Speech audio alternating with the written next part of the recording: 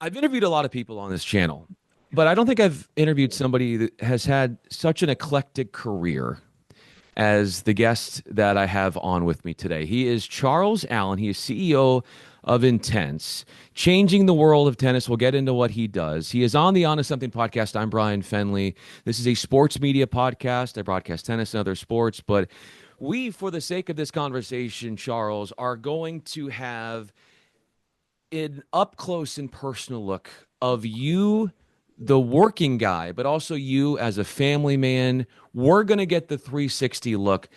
The question is, are you ready for this? I'm ready. Let's go.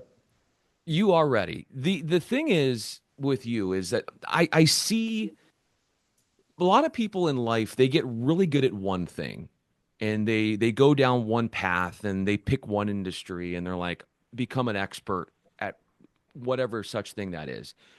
When you go over what you've done, and even what you're doing now, but looking at your resume from the past, it's kind of like you've been an expert in a variety of different fields that sometimes I thought wasn't potentially something a human could do, but you have the capacity to do that. How have you been able to do that? And by not planning anything, I think, yeah, it's been a random walk for me, and I think that this kind of curiosity and questioning uh, just was there from the beginning.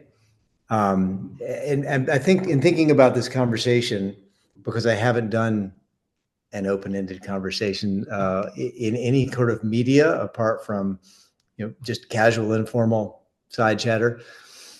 When I was in high school, I thought, I mean, I was the math science guy. Everyone in my family went to Georgia Tech, mechanical engineers, and I was naturally good at math. And then I had this crazy 11th grade English teacher. And I think he would really appreciate being me referring to him as crazy. But he got me to try out for theater class.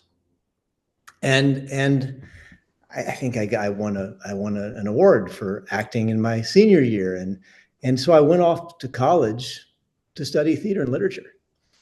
And the college I chose to go to, I just chose to go there because of the college. The person in my high school who was an advisor told me I couldn't go to this particular college, and so I applied and I got in. And and so I went from thinking that I was going to go to MIT to do study with Marvin Minsky, the Society of Mind, and get into AI. And this was back in the early '80s. To going off to a small liberal arts college where I was doing theater and directing shows and studying literature. Um, yeah, so that sort of pattern has followed through in my life. And when I was in university years, I had to pay my way, and so I worked all kinds of jobs.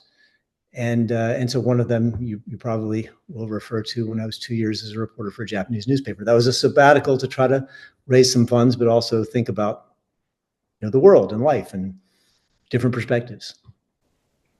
How often do you sit and contemplate the world? Every single day. Yeah, it's constant. That play that I referred to getting an actor's award for was called The Actor's Nightmare. And that play is about walking onto a stage and sort of thinking you recognize the play you're supposed to be in and sort of kind of remembering the lines you're supposed to say, but you get them wrong a bit. But during the play, the characters around you keep changing to a different historical play. And so you have to constantly asking yourself, who am I supposed to be right now? What role am I supposed to be playing right now? And yeah, my life is very diverse. And so being in the world of business, I'm constantly aware of all these other characters that I have been or aspired to being, or maybe I'm glad I'm not that character, you know? Being in the world of business, how have you decided and figured out what it is you can control and what it is that you cannot control? I don't know that I figured that out. um, I think that a lot of the success I've had has been just because of the culture, the relationships around me, the people that I've been blessed to work with, and I had a pretty crazy entry into the world of business. Never aspired to anything particular. I fell into a role where I was, right out of the gates, wining and dining the whole C-suite. Luncheons at the Harvard president's house with executives of the largest companies in the world. That was never planned. That was just a lark. How in the world did that actually happen? And that part of the journey put me as a very young man um, at a vantage point where I could see the good, bad, and the ugly. I saw things that made me say, I really don't even want to be part of this world. And at the same time, I saw that a lot of these people were just regular people, that ended up in these positions, and they're not. Yes, they all have qualities, but the paths are all completely different. There's not a secret sauce to someone making it. When I had the chance, the invitation really from a friend to say, "Hey, I've got an idea. Let's go. Come move to Virginia and move in the guest bedroom and start commuting to the basement. Just two of us." That was the opportunity to build a culture, having reflected upon a lot of things I saw that were not attractive to me. So apologize for the background noise there. I'll try to quit all these other applications. Speaking of all the applications, and I'm just picturing right now on your computer, you've got 20 to 15 different windows up, and you're navigating through this.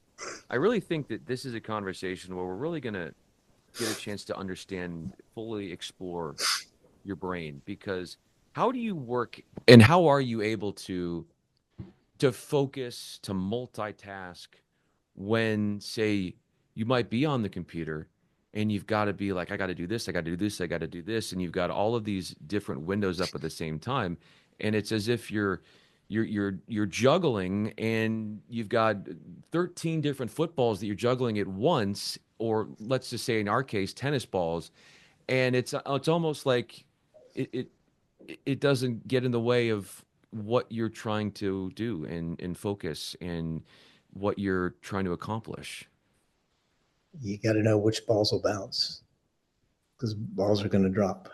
And I don't have a system. I wish I did.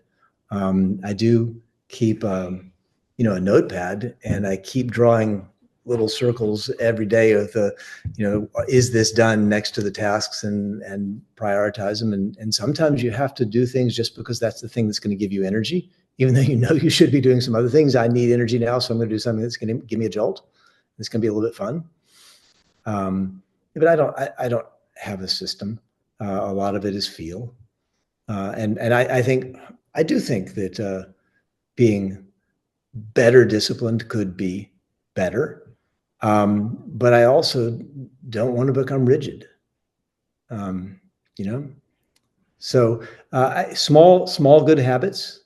A couple small good habits here and there in a number of different areas can get you a long way. What are those good habits? Um, well, I think that trying to figure out how to clearly communicate with people, how to have relationships that of integrity, to not let something fester, you know, tackle things head on with honesty, and not from a position that the answer or the outcome, but you have to figure out how you can clarify things with other people. Um, some of the things are maybe not habits so much as just the way the mind or the body works. When something rises to the surface and just has to be done, it doesn't matter what hour of the day it is. It has to be done, because if I don't do it now, I'm afraid it's going to get lost in all the other things. So this one has risen to the top, and let's get that done. I'm having some trouble with the audio. I couldn't hear you. Shoot. How about now? That's perfect. Yeah. Yeah, sorry. I'm going through a different mic, but as long as I'll edit that back in. But everything else you've heard or so far, or is it just that last question? And I'll edit this. I have, but it got a little bit lower. Your side got a little. Yeah. Let me try this. Now you're perfect right now. It's perfect. Is it because it's kind of like it kind of goes. It's so weird. Let me just check. How about now? Can you hear me? Yeah, I hear you Okay. perfectly. Okay. Yeah.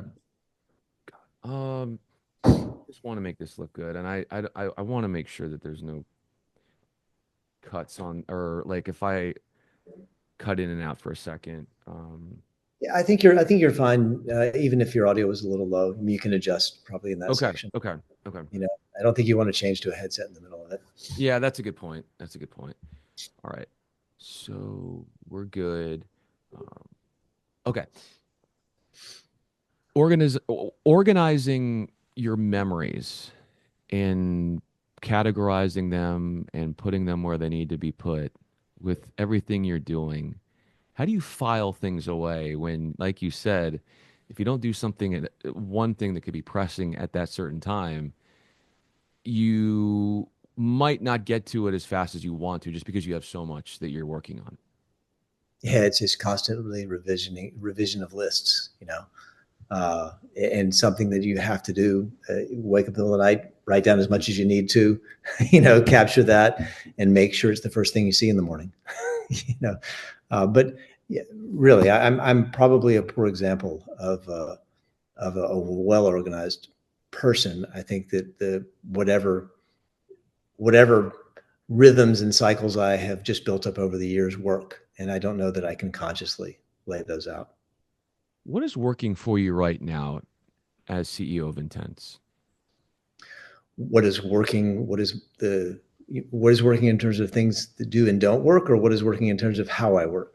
Working as far as how you work and how you apply the passions and your your mind into this product. Well, this is a space of co-creation. I mean, the entire um, project is years of conversation with dozens of people, and it's a process of, I don't know if bricolage is the right word. I mean, it's like we're assembling pieces in ways that fit and make sense, and we're really trying to eradicate ego as part of this, because we want something that is holistic, that addresses the entire, um, not only the pathway of the players, but the way that the sport integrates into communities. In all the sense of community. So we say, this is fan first.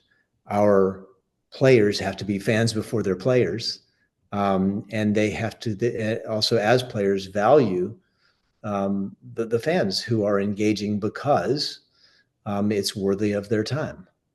That's the only way that it makes sense. Um, the tennis ecosystem is so fragmented, complex, with so many areas of concern Yeah, that's that true. that when you have lots of really brilliant people who've thought of this or that or the other solution to this or that other circle of concern, but by itself, it you can have success, but are you actually making a change that can really affect the new players, new families who come into the sport, people who want to stay with the sport, and pursue it professionally.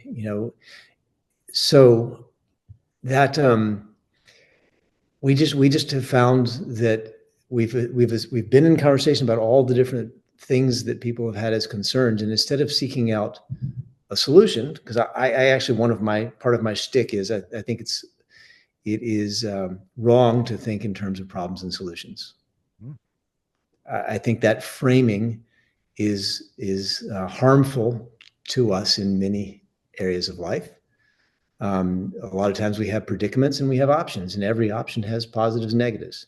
If we think in terms of solutions, we are not as aware that every so-called solution creates a lot of unintended consequences, a lot of downstream things that are then identified as problems that need more solutions, right? And so I reject that framing and say let's be very aware of the effects in all other areas of the sport.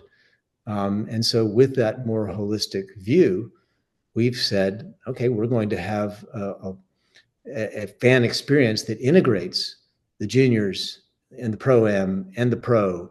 And we're tackling, it's very ambitious. We're tackling many different identified issues at the same time. But we think that we have found a way to assemble these things so that there's a click. Part of the challenge is getting people to see how big it is, how ambitious it is. It's too much just to lay it out and say this and this and this and this and this and this. They need an entry point to what is it? What is Intense? Intense is fundamentally or anchored in a professional team tennis league that people can experience like other sports, that players can participate in like other sports. And that like other sports is an important addition to anything you can say about it. A fan can be a sports fan, not just a tennis fan, because a tennis fan is a very specific type of fan. Okay, what does that imply about the player's experience on court? If you've got people behaving like they're at a basketball match or a soccer match or some of the match, it changes the dynamic. It changes the energy.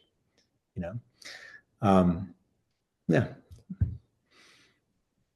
Tennis can be, and this is not what you guys are doing, which is what I like, is that tennis can be very knee-jerk reactionary to what they think are problems, to where well, like you said, everybody has a lot of ideas, but there's a lot of people that don't want to do the ideas for the sake of tradition. And then when they decide to apply the ideas, sometimes it's almost too late. And that's why, like, you guys are totally like throwing out the old guard, the old model of what it's supposed to be like, because I want to see, and I think, and help me understand this, because I think that what you guys are doing, sometimes I've noticed, and again I'm generalizing, but sometimes tennis fans are only fans of tennis. If I'm a fan of football, American football, I might also be a fan of baseball and basketball. Sometimes I think of different sports fans to certain sports, and there is this strict allegiance to tennis and tennis alone. And I don't know if I've seen that in a lot of other sports where, hey, I'm tennis, but I couldn't tell you who's in the Super Bowl, who's playing in the Super Bowl. With what you're doing in trying to make it more nationally known or widespread or mainstream, where do you feel like Intense can step in and fill that role of those who might matriculate or be drawn to going towards the team sports, they dip into tennis, and then those who are like tennis, tennis, tennis, tennis, and I can tell you who won the French Open in 1988, but I can't tell you who won the NBA championship 2 years ago. How do you get those people? And how are you guys working on that? Because I think you guys are working towards that for sure. Um, well, it's first and foremost, it's local. There's grassroots here. It is. We want our we want to create new stars. We want to create new stars that are in relationship with their local fans who support them. We also want to focus a lot more on storytelling, on personality. I think that you see a lot of sports where it's just about some sports do a better job than other sports in telling personal stories, and people really connect with people. So tennis has created uh, an environment where some of the top players have very little accessible personality, right? And we've certainly seen some players who come out with personality, they become greatly loved and inspire people outside the sport, but they're kind of like, that's not really what the sport wants, you know. Um, so that's not us. We want to take this deep talent pool that is out there and filter for personality and filter for connection and filter for the storytelling that's going to be captivating, enthralling, even. And we're adding so many narrative elements, I should say. So as a team sport, you have, the personalities who you can connect with and be your local team, but you also have the live coaching, the coaching personalities there. You change the roles of whether it's ball kids or ball persons, to actually being members of a team. So you actually can see the persons who help manage the balls as on-court fans, and anyone can aspire to being an on-court fan who's part of the team, right?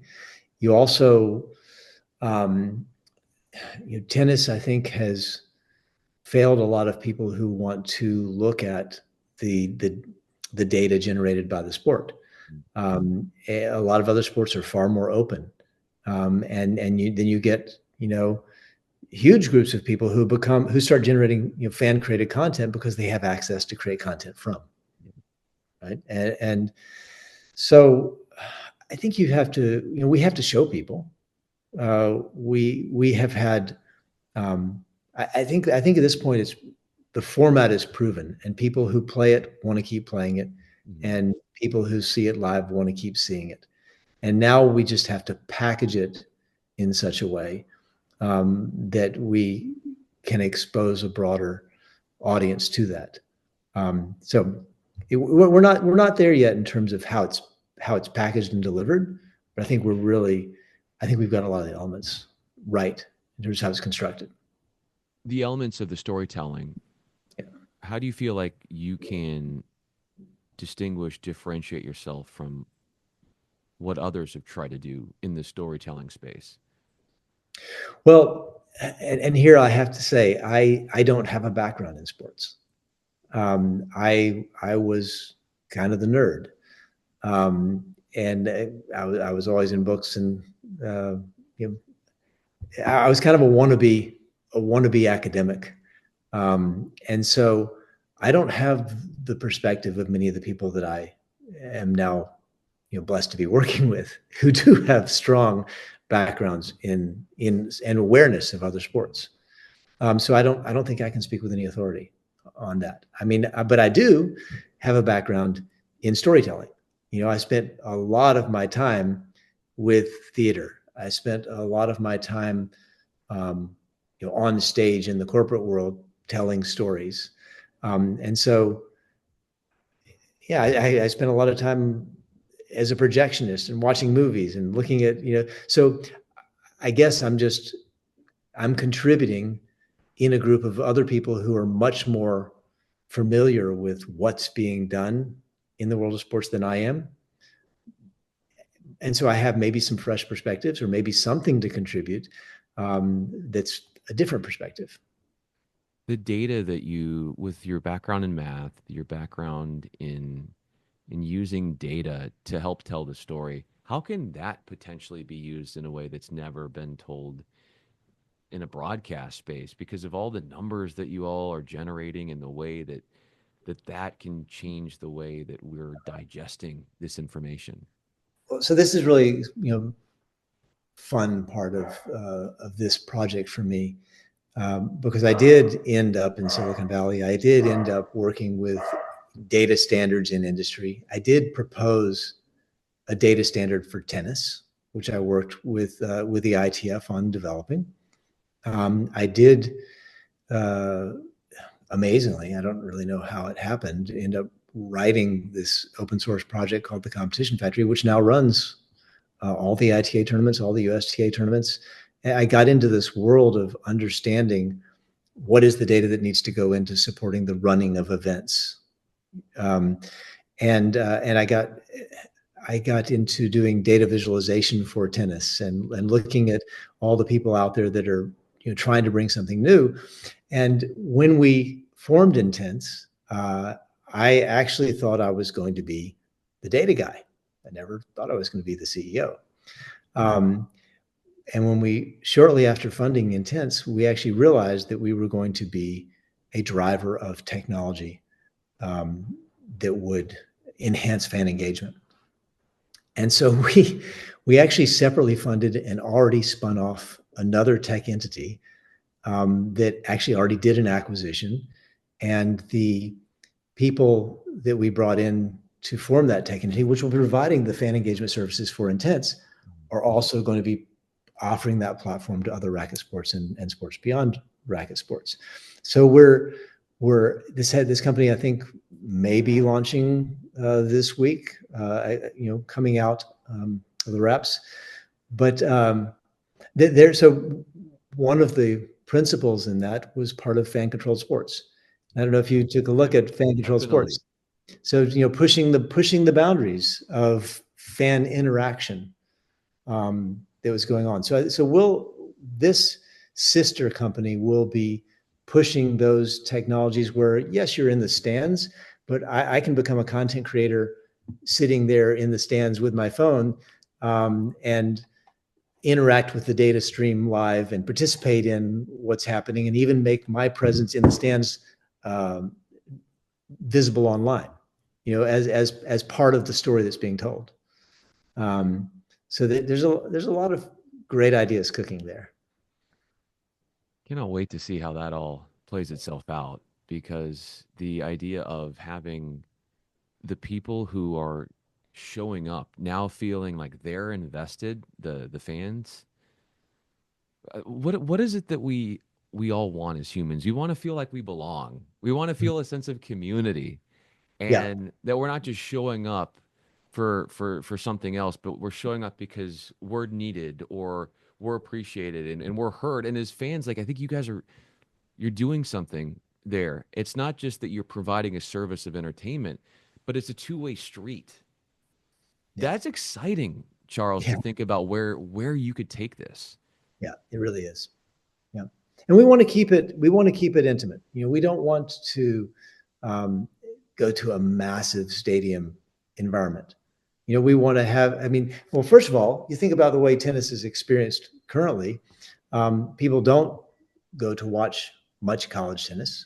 It's great that it's being streamed now, and there are technical challenges in making that engaging, right? But except for some of the very largest schools or some of the various largest events, there's a lot of tennis being played that's not being watched live. I mean, I'm a parent of a college tennis player, and it's hard to keep track of what's going on 6 courts at the same time. And if you go to, and if a big, if a WTA or ATP event does come, um, it's a week on a campus with a lot of courts, but it's kind of dispersed energy, and a lot of those events, the biggest ones are doing great, but in a lot of towns it comes once a year, and the stands don't really have that many people in them, or sometimes they do. But what we're trying to do is saying we're going to see homes and aways, and you're going to see your team play in your town multiple times during the season. You're going to have rivalries, and it's all going to happen on a single court. You focus all the fan energy So on a every single court, and so it's a consistent product. You know when it's going to start. You know when it's going to stop. You're going to see more tennis in a shorter amount of time because we've cut out all the dead space. That's why it's called intense, right? Same racket, same ball, same net, all that. The points, when you play the points, they're the same, but everything around it has changed. And because we focus on a single court, we can focus the technology. We can really drive the technology. Um, because if you have to support lots of courts simultaneously, that increases your cost. Um, but also, not only can we focus the fan energy on a single court and focus the technology development, we can use that same court for the other parts of the show, which are the juniors are part of the show, and the pro-am, the local amateurs are part of the show. They get to use the same court. They get to appear in the same place and interact with those pros. So bringing everybody together. And so yeah, like you said, there's not multiple courts going on where you've got some people wanting to watch this person and this person, and then the energy of the center court can be diluted, especially when you have other courts. But if you have everybody consolidated in one space, the event feels bigger, the moment feels bigger, the players feel like there's something bigger than themselves happening on the court, and the energy is definitely something that's contagious. What is it like for you being the dad of a college tennis player? um, well, it's college tennis is. I mean, a lot of people have their best experience as part of a team, right? But I don't think that's universally true. Um, I guess my experience, there's a lot of different lenses you could look through. We lived in Europe for 8 years, and so my son traveled to a lot of countries and met a lot of players. And being in American college tennis now, a lot of those players are coming here, and so you're running into all kinds of people that we grew up with, from the 12 and unders all the way through. And so that's a great thing about it, because um, just these reconnections with these storylines from another part of life. That's not the universal thing. I think that the thing that I think and worry most about is that because the onboarding of families into tennis is, um, I think, rather poor. I think that a lot of families don't know what they're getting into. I think that they get into bad patterns, negative patterns, and there's so much pressure uh, towards this moment of going to college, and people are trying to figure out, well, where can I go that's going to be the right level for me? I get my level up to the place I want to be, but maybe I can't. Um, where geographically am I going to go, and what am I going to do academically? And when you're trying to solve for all those three things, I think tennis perverts it in a negative way for a number of families who are putting way too much on that. So what are we really doing? I think that college tennis has some phenomenal people involved in it, and a lot of programs that are challenged. They're challenged by what's happening with NIL. They're challenged with um, wide range of quality. I'd say you could have some of your very, very best experiences in teams that are not the top performing teams, but in terms of the coach and the quality of your teammates and the quality of the life you have around that is far better than if you were, up at this supposed place that most people aspire to being. So I think people need to think really honestly and carefully about how they make those decisions. What could be different? Well, that's the holistic view. What could be different um, is the onboarding. I mean, and part of this is data. I mean, I work with I've had the pleasure of working with Shannon at Tennis Recruiting to look at a lot of data, because tennis recruiting has a lot of data, Mm. and we look at the pathways of people in terms of their rankings and their ratings, and you just see that different players develop different capacities at different times. And someone who's really, really strong and dominating under 12 because they have a physical advantage may not be doing the work to develop in other capacities. And you get Mhm. these bad blood situations because of their on-court or tournament experiences that are sometimes negative. And those things, um, yeah, they can over time turn into non-productive, counterproductive.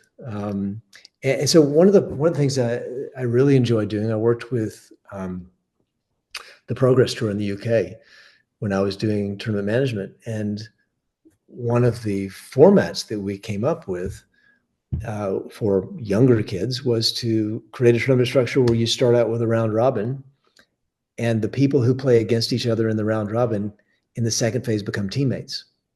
Oh, And it's so they go from competing against each other to figure out their position essentially, and then supporting each other in the team phase. And it's not just the kids supporting each other, it's the families supporting each other.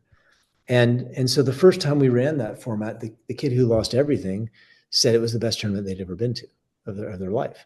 And it was so successful that Judy Murray got involved with giving seminars for the parents to talk about what their life going forward through tennis would be, and what and the relationships you build over time.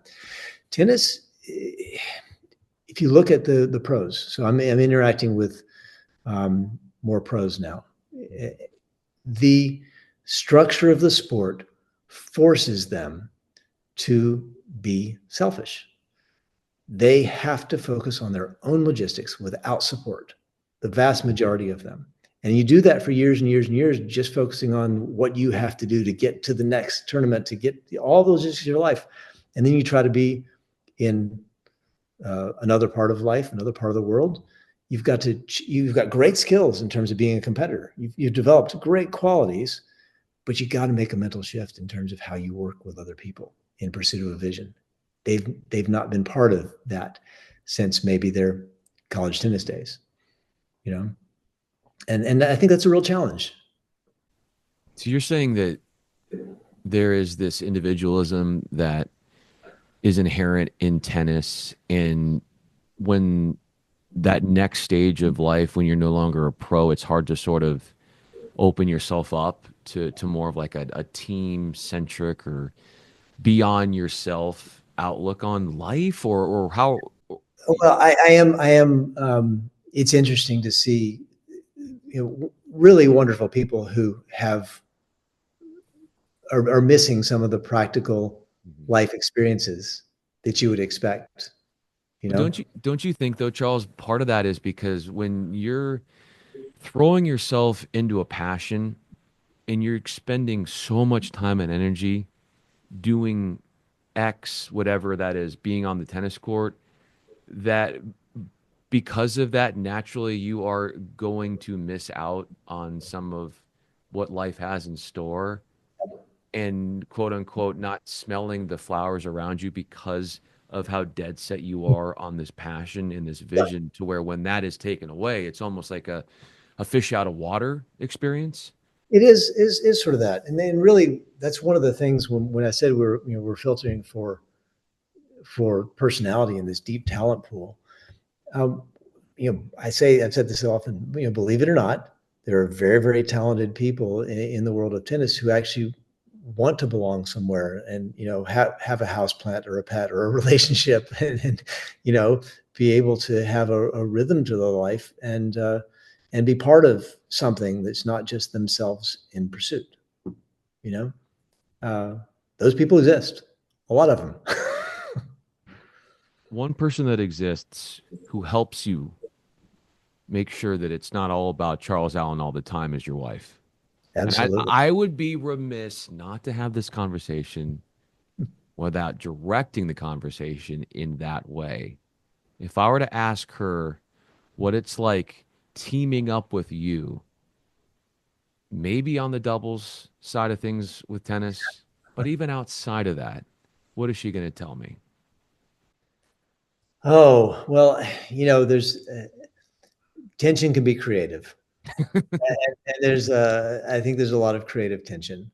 We go back to those to the characters. Another play in the same vein of the actor's nightmare is Six Characters in Search of an Author. Um, um, we have very different characters, Hmm. very different, and yet we align on some really really critical things. And so I think that everyone can have a tendency to kind of go too deep in one direction, go too far in another direction.